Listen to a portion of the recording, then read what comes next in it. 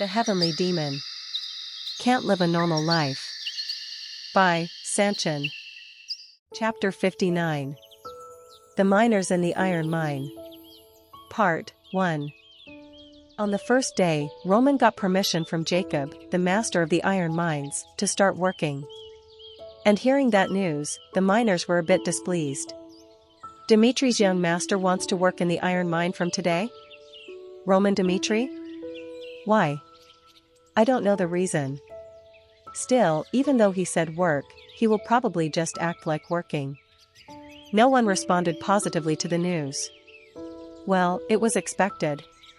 Unless Roman was somehow a worker who did real labor, he was just an inconvenient existence. Also, he wasn't just any normal person but Dimitri's eldest son, the one who could one day become the heir of the family they served, wanted to work with them in the mines?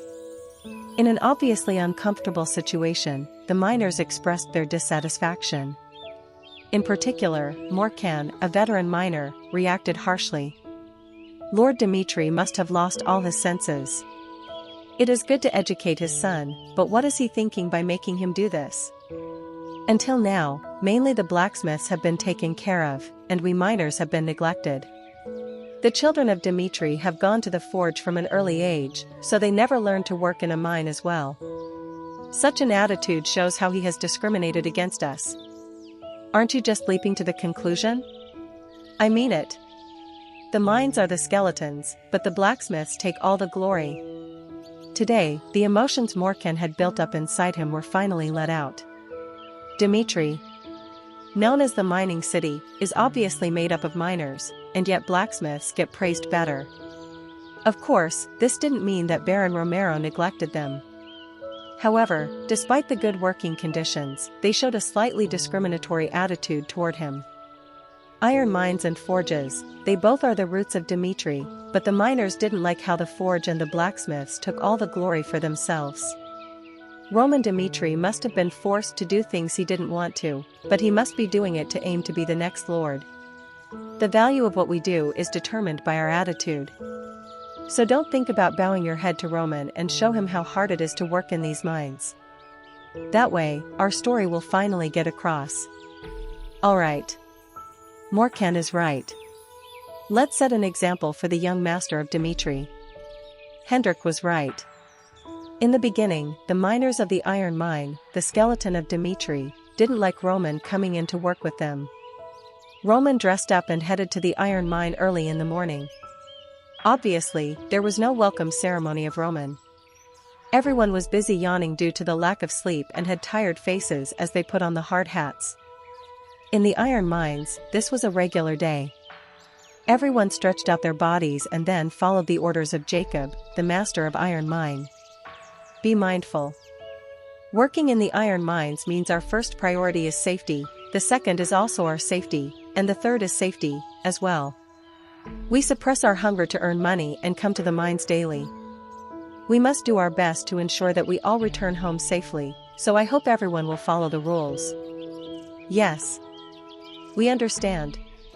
After the morning speech, the miners moved busily. Young master, please follow the transport team and carry the soil and iron ore. It isn't a special favor, but we cannot give down the role of mining iron ore to a beginner like you, so you can help with the simple task of using strength. You seem to not care about what the others think, but if you get hurt here, people will look at us badly. So, please work carefully in here. Jacob didn't like Roman either. He agreed to let him work because he was asked to, but he couldn't hide the anxiety the whole time. Roman obediently followed the orders. Here, as Jacob said, Roman is a beginner. Thus, Roman followed the others and reached the destination after a long way down the tunnel. Come on. Move quickly. You will have to work diligently to meet the quota. SRRK. All the seniors began to move the soil and ore into the carts, and Roman silently helped them. He first moved the soil and iron together with them, and he would drag it out when the cart was full. From then on, it was a simple repetition. After some time, people who initially felt burdened to be working alongside Roman began concentrating on their own job as Roman was focused on his. Certainly, the system is well organized. The title of mining city was not a lie. People quickly carried out the soil and iron ore, and they worked separately on their own tasks. And outside were people who took on the things loaded into the carts with them. The division of work was clear, and as a result of examining the tunnels during work, Roman realized the safety wasn't bad either.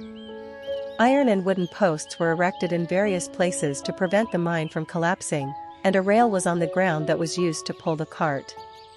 This was a place where decades of Dimitri's history were piled up. While Roman was working, he carefully thought about everything he saw here. To plan for the future, I need to understand the land I live in, how the people of Dimitri live, how much power there is, and what I can do for Dimitri. These courses of experiencing Dimitri will help me. Experiencing everyday life, that was Roman's way. Others might not understand why he was doing this, but Roman believed this was a much-needed process. Nevertheless, he couldn't figure out many things on the first day. As he was sweating and working, the sun set, and the day passed. On the third day, Roman heard an explanation from a miner. The reason that Dimitri is in the spotlight isn't simply because it has a forge that is quite good. Because the iron ore is of the highest quality, the people of Cairo can recognize the true value of ironworks from Dimitri. All the iron ore ordered from the iron mine is first processed and then sold by Dimitri. In general, considerable losses occur in the distribution process of obtaining iron ore. Still, Dimitri is making a lot of profit as it handles the mining and processing of the iron ore with the manpower of the land. It isn't that the Dimitri family is called rich for nothing, said the miner proudly. Honestly, what he said was something Roman already knew. However, after listening to it from a miner's perspective, he realized the scale might be larger than he initially thought. The process of obtaining and distributing the materials is done with the manpower of the land. In addition, the highest quality iron ores are processed by the estate's forge and sold at higher prices. It has been working that way for decades. Dimitri's wealth may be greater than I initially expected. Still, Dimitri's wealth isn't my wealth. As the eldest child of the Dimitri family, there is a limit to what I can receive, so I need to find what I can do for the land. Just as he rose to the position of the successor of the demonic sect in his previous life, Baek Jung-hyuk would use his identity and background in his new life to increase his power and would rise to the level of heavenly demon. The actions he would take this time weren't much different. As a successor, he wasn't just going to wait for the kingdom of Cairo to fall into his hands, rather, he would do things to make it happen. To do that, he came to the iron mine. Dimitri's work would give a solution to Roman's thoughts, and with the results he would obtain, Roman intended to create his own power. It would be something different from the power of his family. Even though he belonged to the Dimitri family, it felt foolish to keep using that background to get things running. He had a lot of questions. How many iron ore reserves are there? What is the daily production? Roman tried asking the questions to the miners, but Morkan, who was passing by, said, "Young master, this isn't a place for small talk. If you are here to work, then work, and if you don't want to work, at least don't disturb the others. We need to finish our daily quota."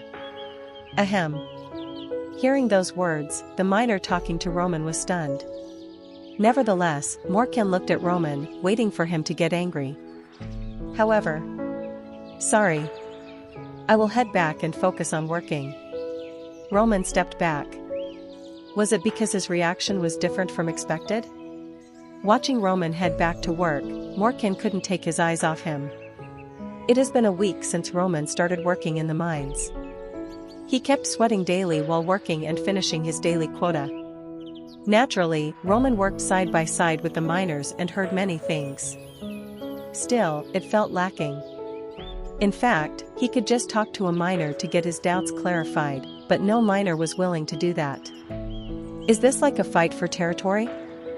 From the first day, Roman knew that he was being rejected here.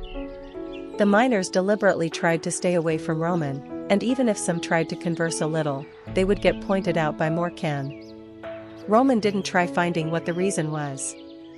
Even if this was his estate and he could use that to take them down, Roman thought that talking things through should be his first priority.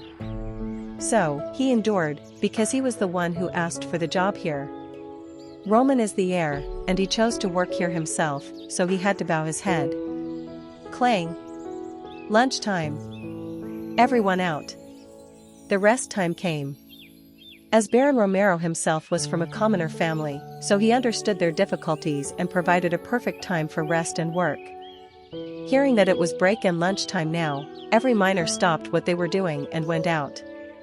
Naturally, Roman went out as well. And instead of eating the luxurious food he had at home, he sat down on the dirt floor as if nothing was wrong and filled his stomach with thick bread and soup. At first, everyone looked at him like this was something strange. It was because even though it was a rather odd food for a noble to eat, Roman didn't have the slightest change in his expression. I can handle this much. In the previous life, Roman had experienced much worse things. When he was training in the sect, he had to endure a month without food. It was called the ordeal of the devil, and in the process, he had to feed on anything he could, from bugs to snakes. Bread and soup? This was like heaven when he thought of that time. Moreover, he could fill his stomach. Roman shoved the food into his mouth, and before he knew it, the soup went down his throat. While he was eating, someone came and sat before Roman. "Can I ask you something?" Morkan sat before him and asked that. Roman nodded, and Morkan, looking at him with dissatisfied eyes, asked, "Now I understand that the young master is doing this for real. However, why are you working here?" Seeing him the last few days, Morkan had no choice but to acknowledge that the Roman he saw now was a different person. Chapter 60. The Miners in the Iron Mine. Part 2. There was only one reason for Morkan's prejudice. It was because there wasn't much interest in the iron mine. He didn't know why Roman came to work, but he couldn't ignore his attitude now. What the miners do is already well known to the public. We work hard every day to earn our pay and dedicate our lives to these tunnels. However, Roman Dmitri comes to work as if he is on a picnic. If he visited the forge with that kind of attitude, he would have been yelled at by Hendrik. Jacob was a good person. He didn't accept nor reject Roman, who came to work in the mine. On the first day, Morkan was a bit nervous. He worked around the point where Roman was working on purpose and kept an eye on Roman, trying to catch him red-handed skipping work. However, contrary to that, Roman worked harder than he thought. He thought he would only pretend to work, but Roman was actually meeting the quota like others. It was surprising. He is really working hard? He sometimes found him chatting, but that wasn't such a huge deal. Did he really come to help in the mine? Or did Lord Dmitri make him suffer just like us to push him to take on the position of the heir? I cannot believe the former, and the latter is too weird of a thing for Lord Dmitri to do. Rodwell Dmitri is the second son of the Dmitri family and has been through all kinds of troubles in the forge since a young time, but he did not come to the iron mine even once. Then what is Roman Dmitri, the strongest of them now, doing in the mine? It was bizarre. No matter what he thought, Roman's actions made no sense. At first, he thought Roman was doing work in the mine to become the heir, but that didn't make too much sense. And then, one day, Morkan heard words that were too shocking for him. I heard from a servant in the mansion that Lord Dmitri never gave the order for Roman Dmitri to work in the mine. I don't even understand why he is coming here and suffering, but at the very least, it's certain that this wasn't a decision someone else took for him. Hearing those shocking words, his biased perspective on Roman vanished wholly. Why? In his 1 week working there, Roman was quite sincere. He got along well with workers without creating any trouble, and no one was dissatisfied with his work. The dissatisfaction they had on the first day had vanished as if it were a lie. As Roman gave up his status, ate the same meals as them and even showed up in the same way they did, they couldn't hate him anymore. Their thoughts had utterly changed. Roman Dmitri was better than they thought.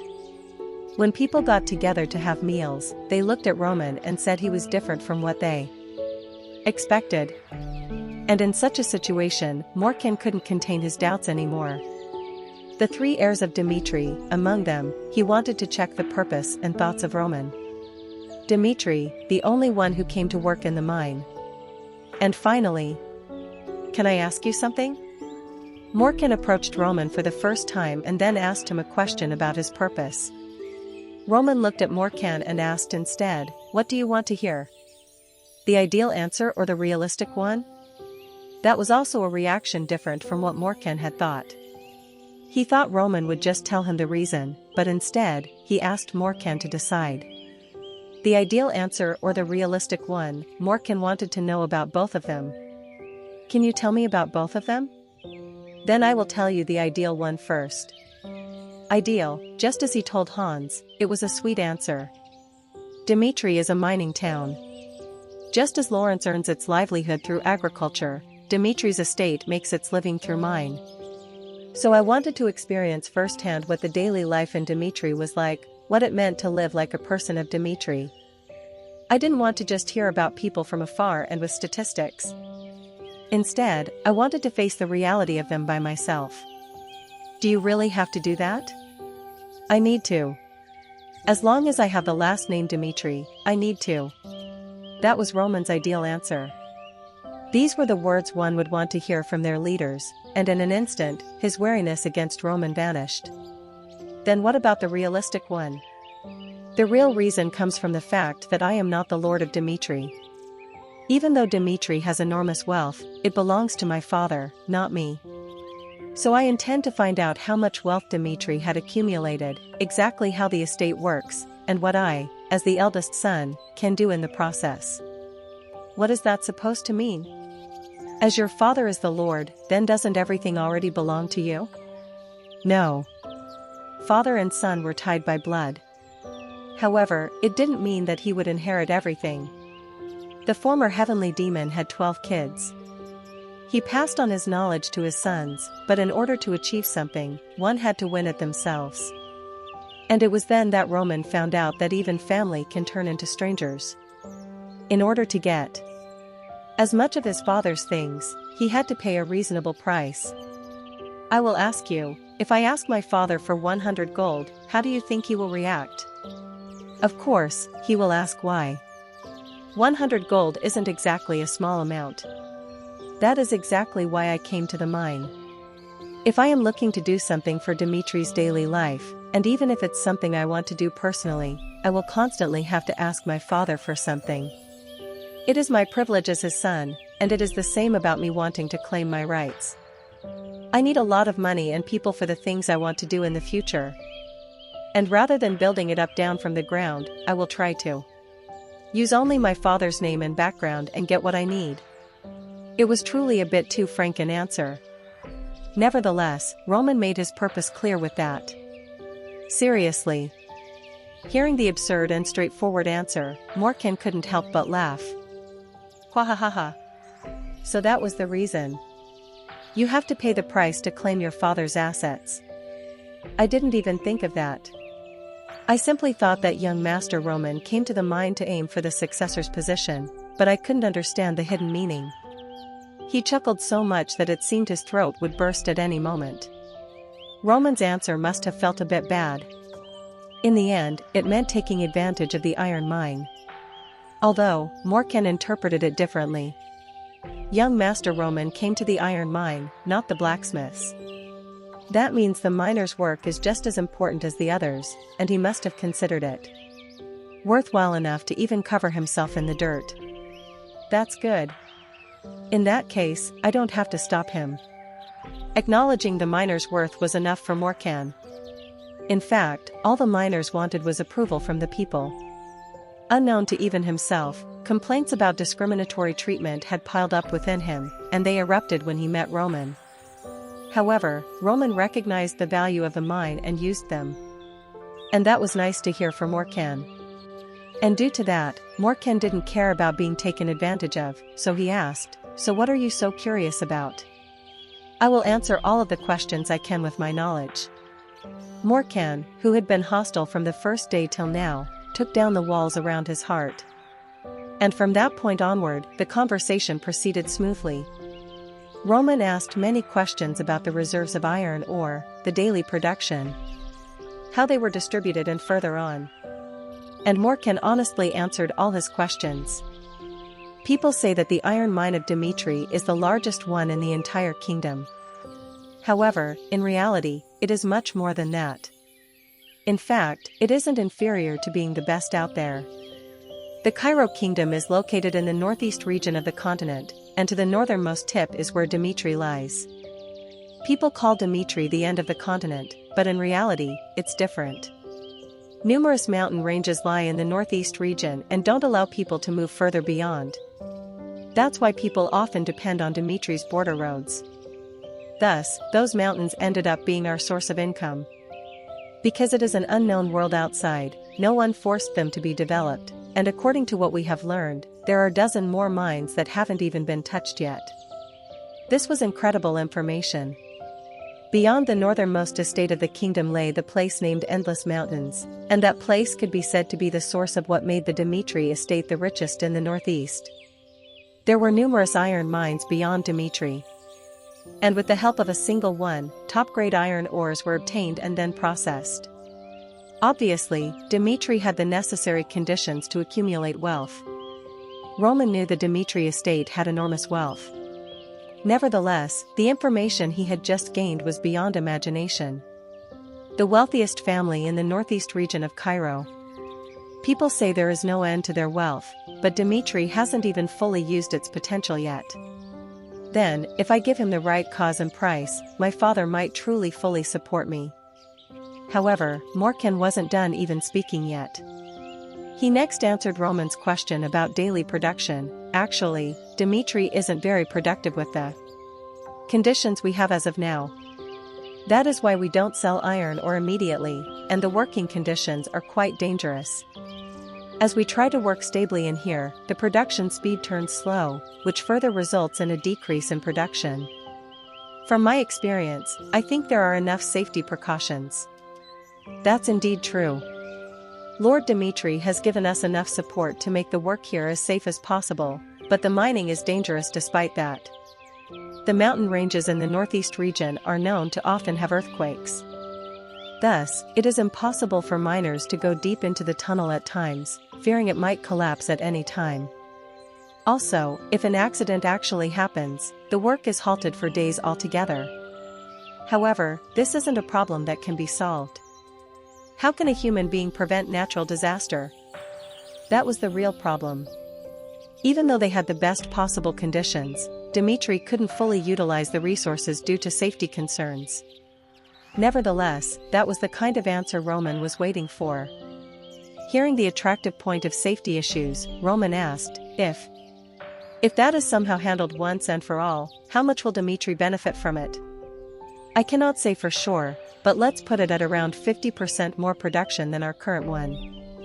The reason we do not use excessive manpower in the mine is because the lives of the miners working in it cannot be guaranteed. So only the number of people who can be managed get sent in after they are informed about the safety. However, that is another reason Lord Dmitry is a wonderful person for us. Even though it would benefit him, he never pushed us to work harder because of safety reasons. As Morkan said, Baron Romero was a good man. If he was vicious, he would have constantly pushed people into the tunnel, not caring if they lost their lives or not. However, this certain Baron was different. He didn't run after money.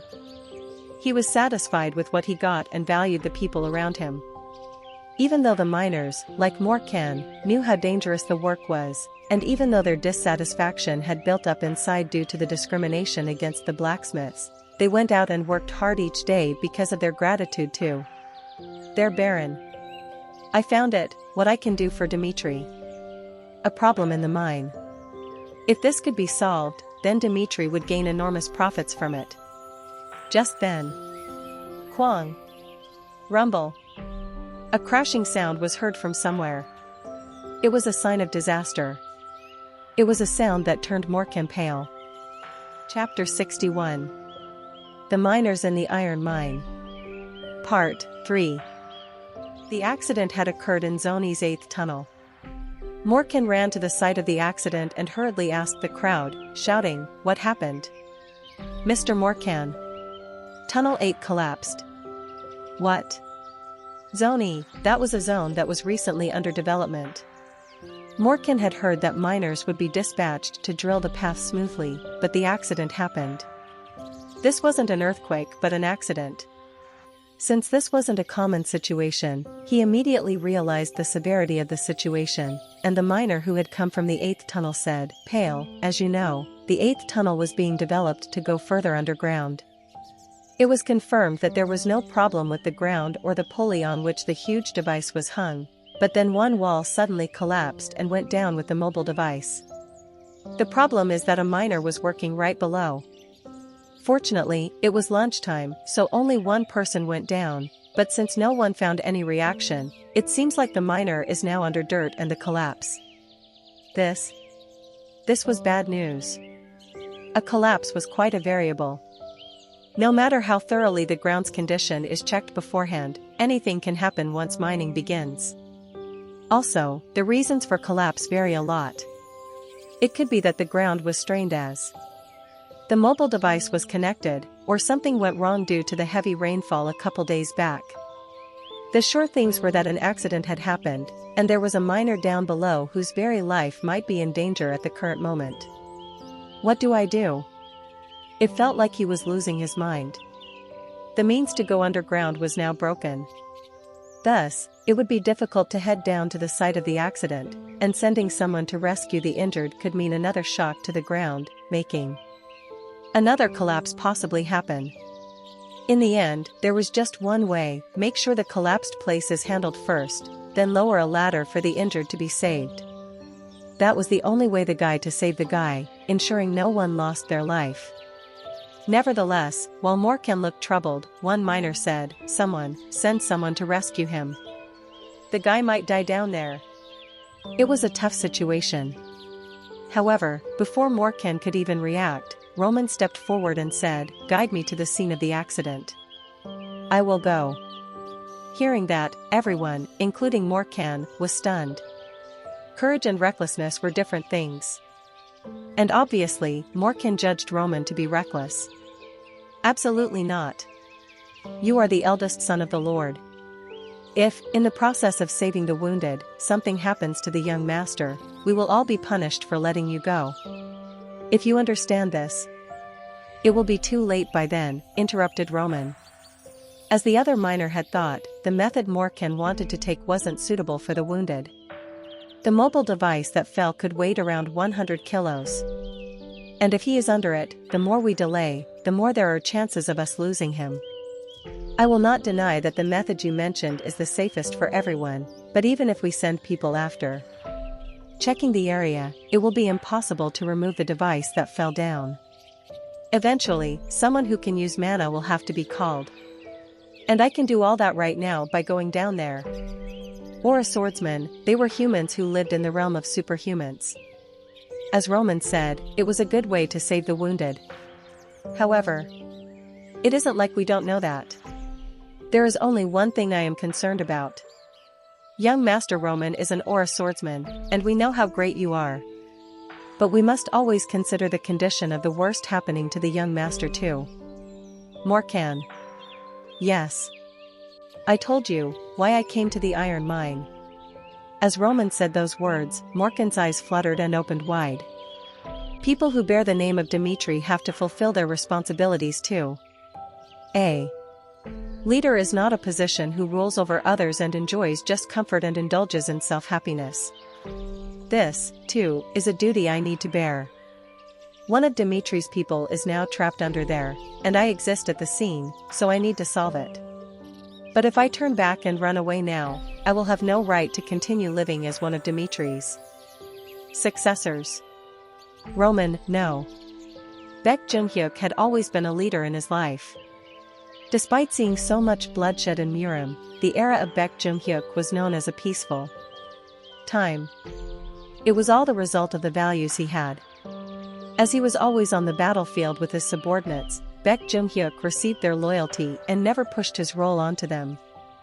If needed, he went out directly by himself. He took on responsibility and danger too. That was his role as the heavenly demon. And having reigned as the supreme, Roman knew how to act in the face of danger. If I run away now, the people below me will lose their trust. In order for people to give their everything under the name of Heavenly Demon, under the name of Dimitri, I have to show them that I deserve that kind of loyalty. The wounded guy down there was someone whose name he didn't even know. Taking the risk to save him wasn't rational, but Roman thought of the bigger picture. If he rescued a wounded person, the people's attitude would change.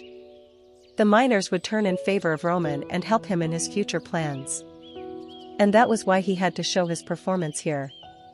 It was a golden chance to earn the trust of the general public by accomplishing his role as a leader.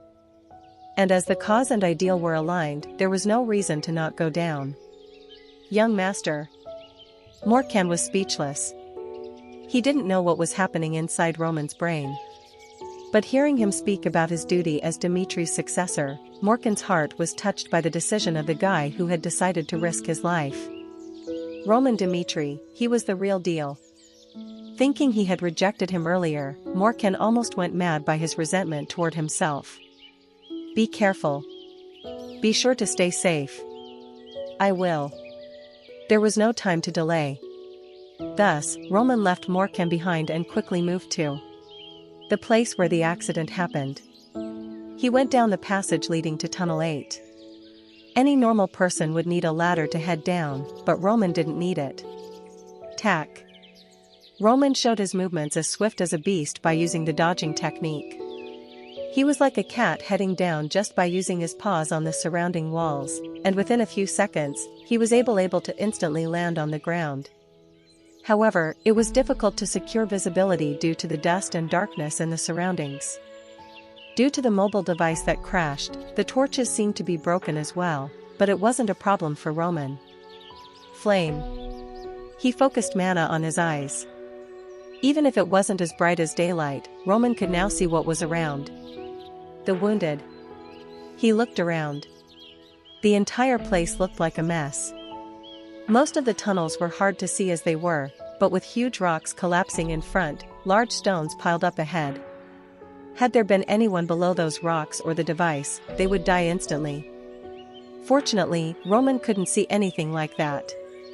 When he looked around the mobile device, he noticed a young man lying on the floor. He was unconscious. And when he measured his pulse, Roman confirmed the guy was alive. You have wonderful luck. A device had fallen down but had not touched him at all. Also, he was only hit near the head by some stones around him, so even though he had a bleeding head, a broken leg, and wounded arms, his life wasn't seriously affected. The fate of a human is so interesting.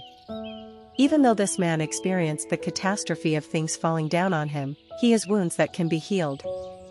You aren't destined to die. Clench. He held the man. And then... tack. Tack. Roman went straight up the hole he came down. Oh. Whoa. Young master saved the man. When he came out, Roman noticed a large crowd gathered near him. They must have heard that Roman had gone to rescue the wounded himself.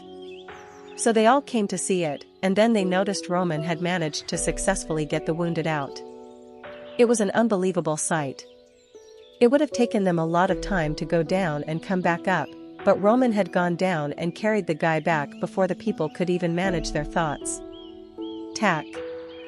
Roman laid the wounded down on the ground. People were cheering, but now wasn't the time for it. Roman checked the wounded's condition and ordered the miner next to him. Bring something that can be used as a splint. Hurry. The miner, who was startled at Roman's shout, rushed out right away. Carefully checking the broken arms and the broken leg that needed immediate support, Roman infused mana into his body. After suppressing the bleeding, he aligned the broken bones by touching them directly with his hand. Crack. Tuck. It was a terrifying sound. People turned their heads away, hearing a sound they couldn't handle, but Roman continued to do it. Morkan couldn't help but be surprised seeing that scene. He's so skilled. The act of treating an injured wasn't easy. In particular, Roman wasn't healing him or anything, but he aligned the bones with his hands. It was impossible to do that without self-confidence and excessive control. Roman's appearance was different. He continuously initiated a series of twists and turns to save the arms of the wounded. Actually, Roman was used to doing this. In the world of survival of the fittest, something like this was easy. Injuries were everyday things. And in order to survive, Baek Jung-hyuk himself had to fix his own broken bones and even save a lot of his subordinates. However, he didn't learn medicine. The experience accumulated was what led him to learn to handle injuries on the battlefield when there was an emergency. And injuries like that of the wounded man in front of him were nothing major. In his previous life, Baek Jung-hyuk once even had to put his intestines back into his stomach and suture it. Naturally, he had no choice but to be skilled at this, and seeing the scene, all the surrounding people cheered. After putting on the splint brought by the miner, Roman fixed him as well as he could. Then, he looked at Morkan and said, "Take the injured to the physician right now." What I did was simply first aid. A professional is needed to fully treat him. Also, if there is a need for a potion for the healing, then tell them I will pay for it. I want him to be treated perfectly. Yes. As Morkan blinked, the other workers ran, picked up the wounded person, quickly put him on a stretcher, and went out. Everything happened so fast. Yet, Morkan's heart continued to pound loudly at the fact that within a few moments of the accident, the young master, Roman Dmitri, rescued the wounded and treated him as well. Maybe because he experienced too many things too fast, all he could do was keep staring at Roman. Eventually, Roman got up and said to Morkan, "I think what happened today is the safety issue you told me about. Even if we prepare thoroughly, we cannot help when such disasters happen. From now on, as a person who bears the name of Dmitri, I will try to solve all these difficulties you are experiencing by any means possible. It probably won't take long either." At this moment, Morkan understood it. He felt an emotion that couldn't be described in words. Solving the problem didn't matter to him now. Morkan had finally understood that this man in front of him had listened to the voices of the miners, and that alone was something that made him respect Roman Dmitri. Chapter 62. The Miners in the Iron Mine. Part 4. Baron Romero, informed of the news of the collapse, immediately called Roman, hearing his involvement in it. "Were you injured?" "No." "Just what were you thinking when going in to do such a dangerous thing?" "A collapse in a mine is an accident that even an ore swordsman wouldn't personally want to go into. Fortunately, the results were good, and you managed to survive, but because of your recklessness, I almost lost you. This is not a simple bias because you are my eldest son. Even if any other miner in the iron mine had made the same decision as you, I wouldn't have allowed them to put their life on the line and risk it for another's." Baron Romero expressed his concern and anger because he himself had worked there when he was young. And because of that, he knew how dangerous Roman's actions were. "Father, I just did what I had to do." "Roman, even if time turns back, I won't change my decision. There was an accident in the iron mine, and I was right there to fix it. Do you want me to ignore the difficulties of people in the estate while being the eldest son of Dmitri, father? We can't move forward if we always only do things like saving ourselves. As someone who carries the name of Dmitri, I think I made the correct choice." Baron Romero sighed. Even though his heart hurt at the thought of his son making such a decision, he was also a bit happy to see his son act with such pride. Although he was the lord of Dmitri, he was also a father. He asked, "So you plan to continue working in the iron mine?" "Yes." "What is the reason?" "I don't remember telling you to work in the mine, and as your father, I cannot understand why you choose to do that. I wouldn't have bothered asking if you said you'd go to the forge."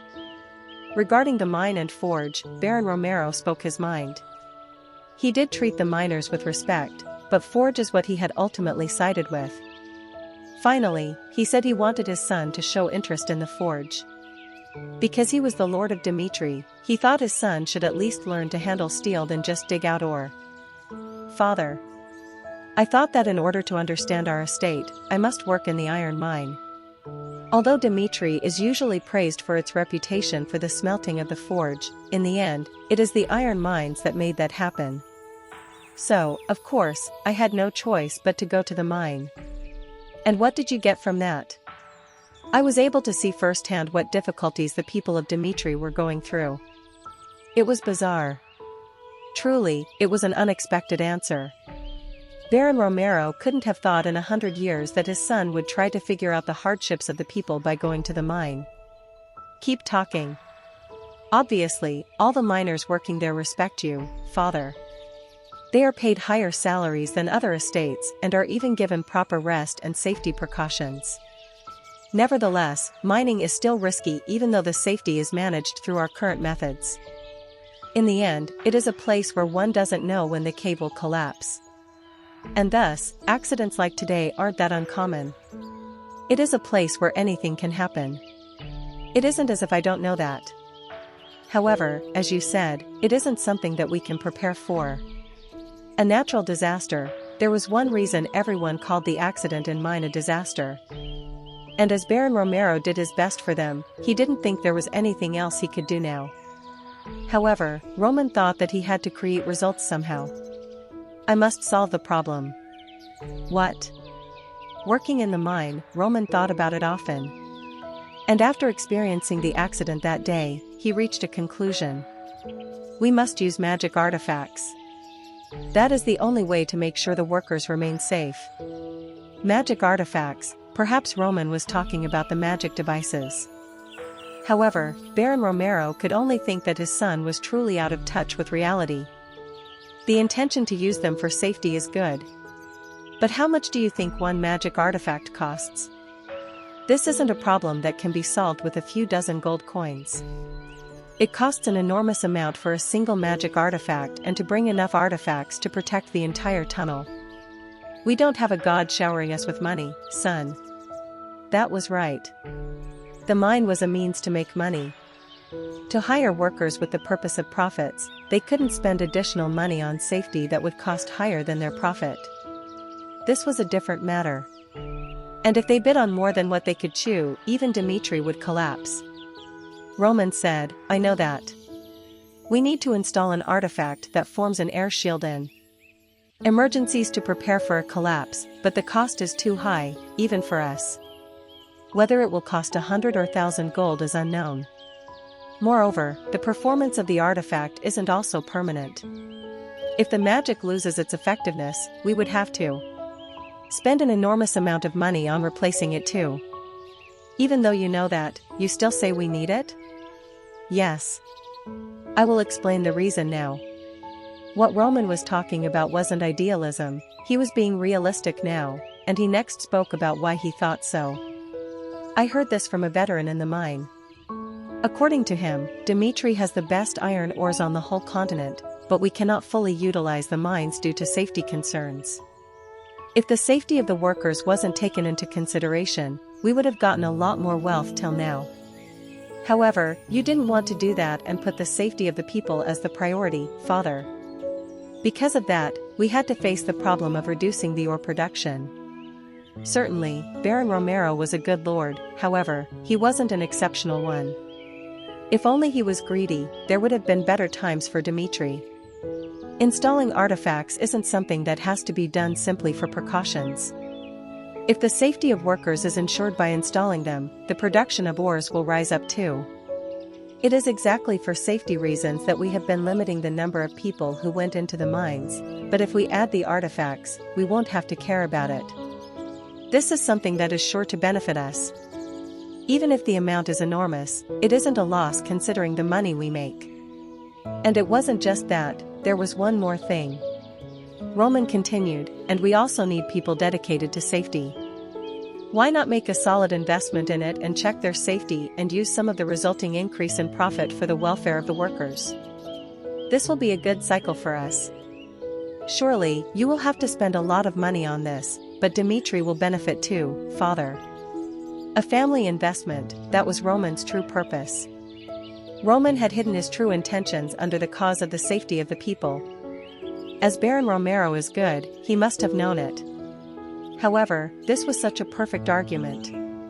Thus, after contemplating for a while, Baron Romero looked at his son, proud, and asked, "Fine. How much do I have to invest? Now, I will go to my father and acquire a budget for safety and nominate you." Morkan, as the one in charge of handling the mine's safety completely, Roman remarked to Morkan 30 minutes ago. "You are one of those with the most knowledge about the mine because you have worked there for a long time. Therefore, I am confident that you will succeed in this." Roman's plan was indeed perfect. Just hearing that an artifact would be installed made Morkan's heart pound like crazy. However, as he knew Roman's intention was to gain an advantage for himself, he thought he would have to pay back something too. "And what is it that I have to do?" "What I need you to do is quite simple. As a safety officer, you will watch people daily and ask them what happened that day. They don't have to be something huge either. Just exchange small talk with them and remember what you saw or heard and record all the information you think is necessary. You might get a lot of information from people. People will start confiding in you about anything if the budget is used for their benefit. Additionally, those who provide helpful information may receive a portion of the funding. I need to gather information from you in order to safeguard the workers' safety rather than utilizing Dimitri's money to do so." Roman's ultimate goal from the iron mine was to gather information. The mines employed a large number of people, thus, a variety of knowledge would accumulate there.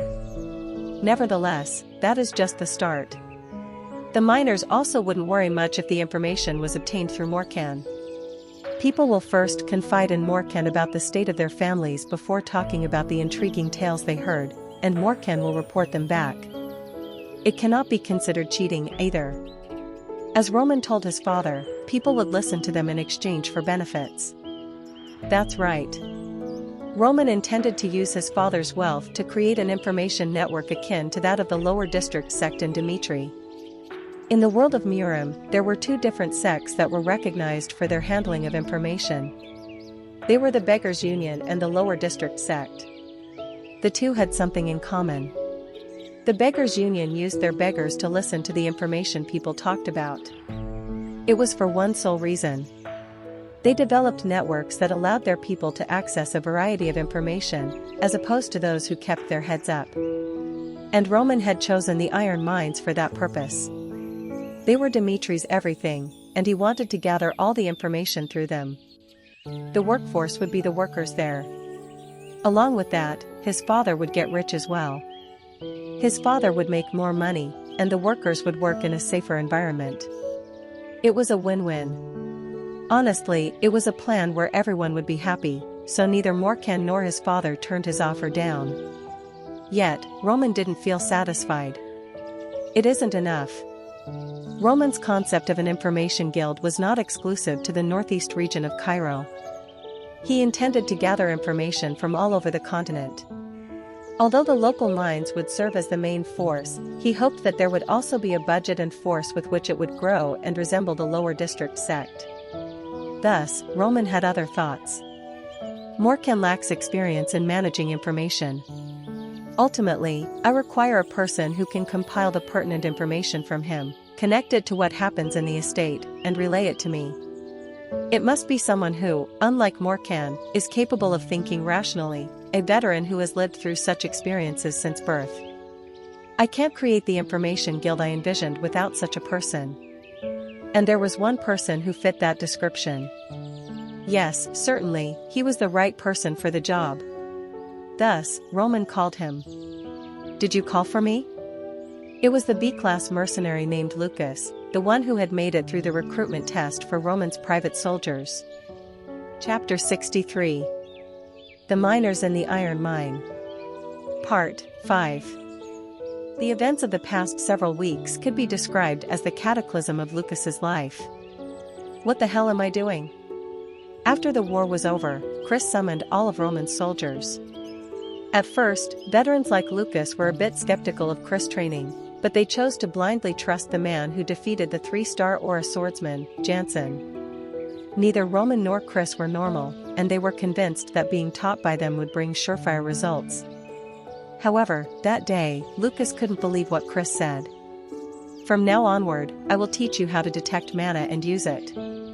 This is a gift from the liege for all of you, so make sure to train with all your heart and soul." Truly, that was an unbelievable statement. What was mana cultivation? It was a systematic arrangement of a unique method of handling mana.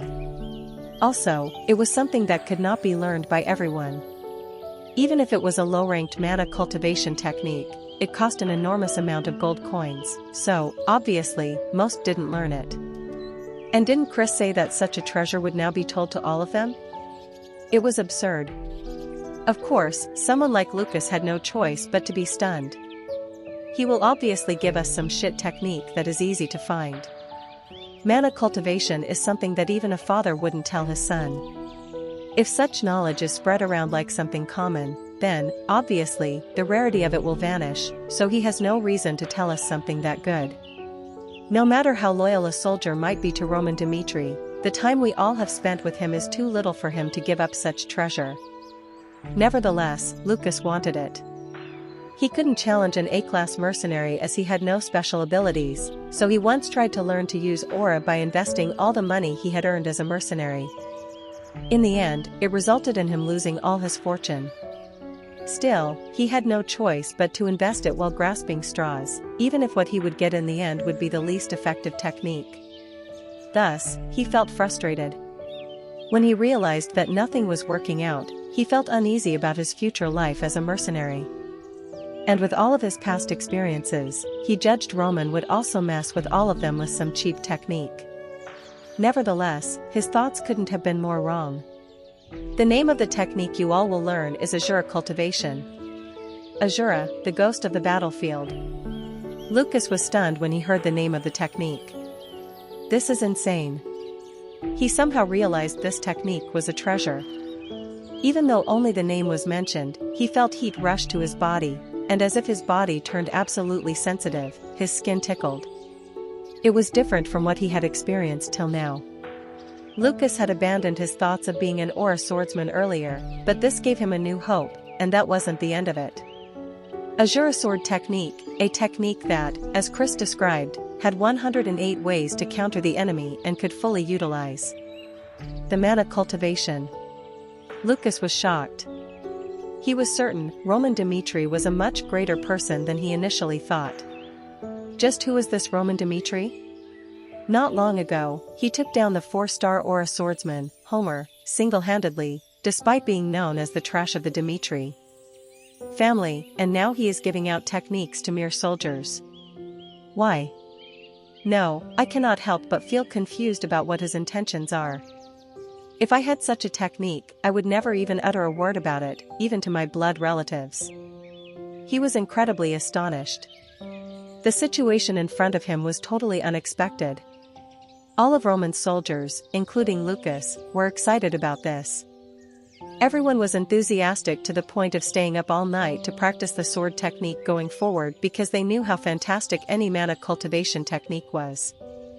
Indeed, it was a life-changing moment for them.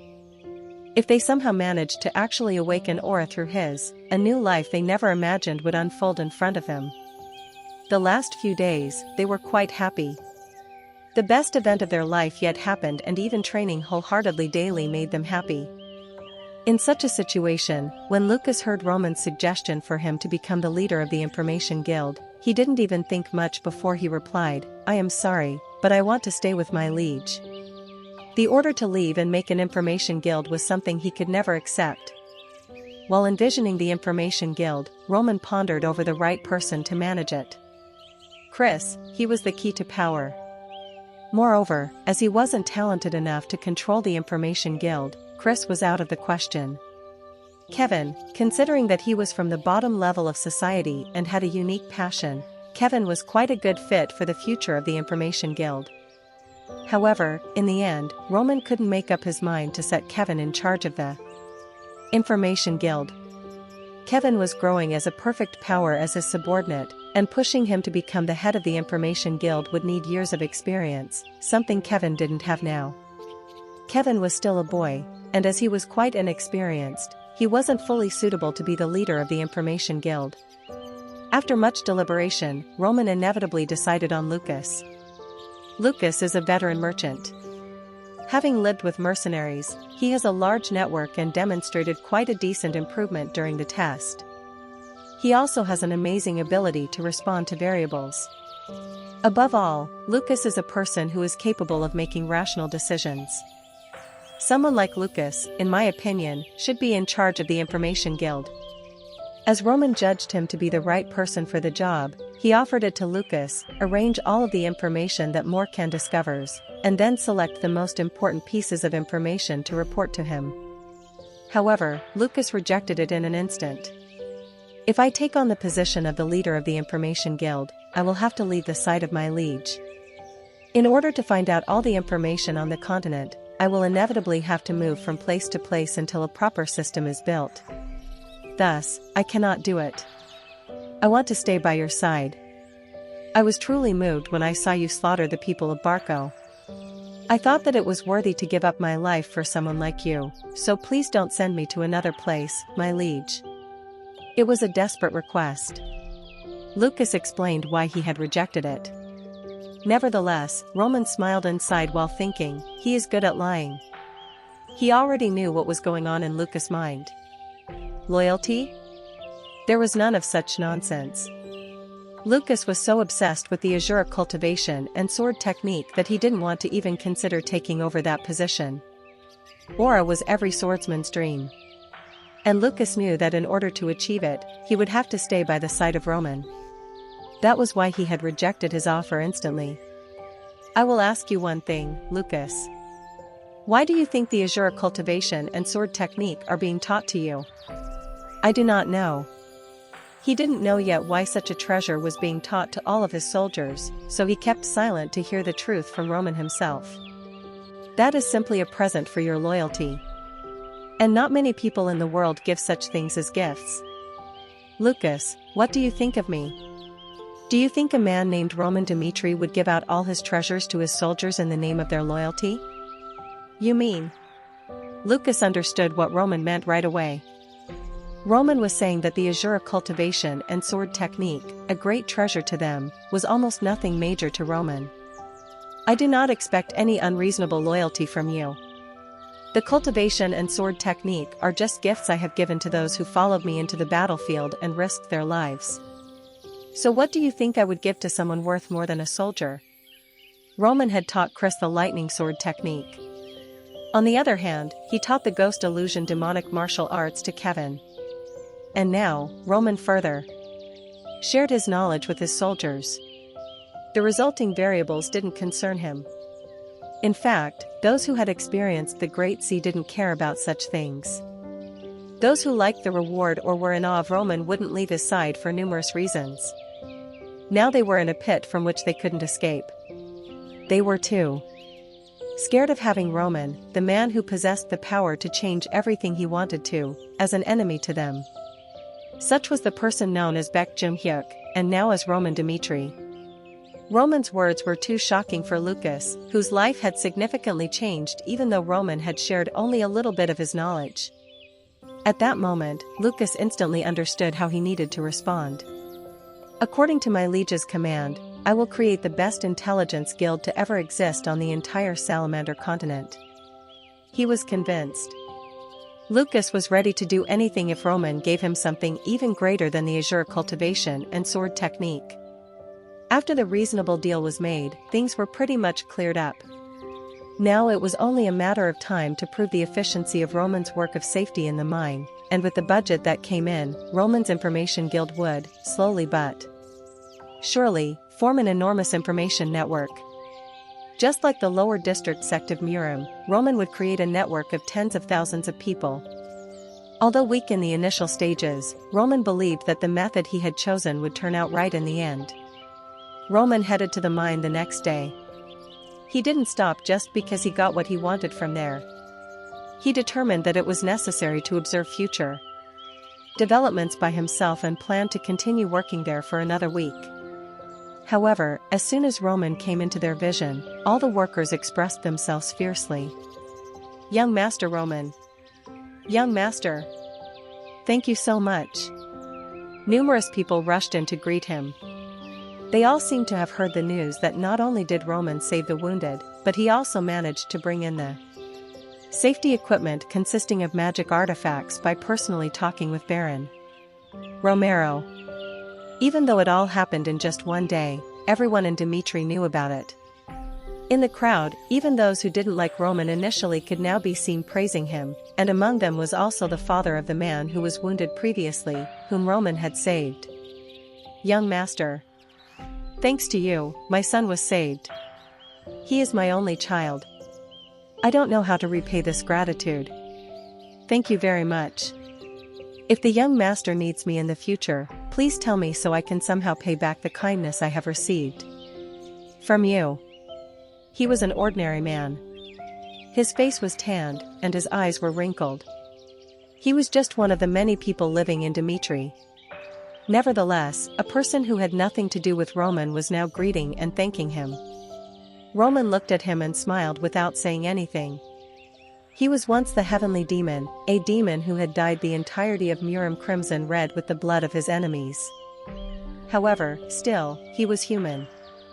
He had to reign to survive, and thus, he accepted the fate of being the son of heavenly demon and accomplished the incredible achievement of subjugating the entire Murim. Obviously, it was also thanks to the people who followed him and supported him all the time. Ignoring those who calculated their profits before meeting him, Baek Jung-hyuk realized his decision wasn't wrong when people with pure faces, like in the current moment, thanked him. "Thank you." Now somehow, he wanted to say that. From that day onward, Dimitri's people's attention turned to Roman. Naturally, such a situation put Baron Romero into serious trouble.